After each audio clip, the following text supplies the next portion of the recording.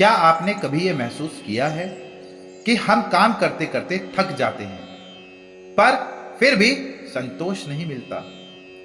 गीता अध्याय 3 हमें यही सिखाता है। कर्म करो लेकिन फल की चिंता मत करो। यही असली कर्म योग है। भगवान श्री कृष्ण कहते हैं, इंसान चाहे कुछ भी कर ले, बिना कर्म के रह ही नहीं सकता। शरीर, मन और विचार हर पल हमें किसी ना किसी कर्म में लगाए रखते हैं। लेकिन असली सवाल है, हम ये कर्म किस भाव से कर रहे हैं? अगर कोई इंसान काम से भागता है तो वो जीवन के असली उद्देश्य से दूर चला जाता है। अगर वो काम सिर्फ अपने स्वार्थ के लिए करता है तो कभी संतोष नहीं पाता, और अगर वो गलत कर्म करता है तो दुख और अशांति का कारण बन जाता है।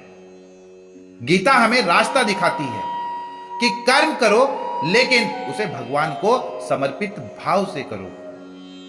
कर्म करते समय नतीजों से मत उलझो। निस्वार्थ भाव से किए गए कर्म ही आत्मा को शांति देते हैं।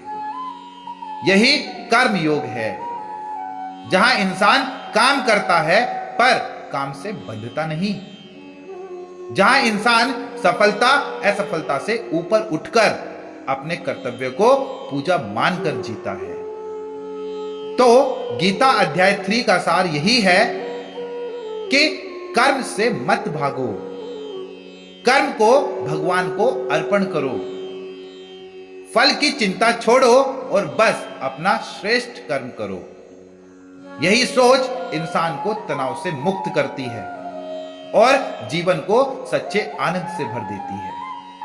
अगर आप भी आज से कर्मयोग अपनाना चाहते हैं तो कमेंट में लिखो, मैं कर्मयोग को अपनाऊंगा। और गीता के ऐसे ही जीवन बदल देने वाले सार सुनने के लिए चैनल को सब्सक्राइब करना मत भूलना।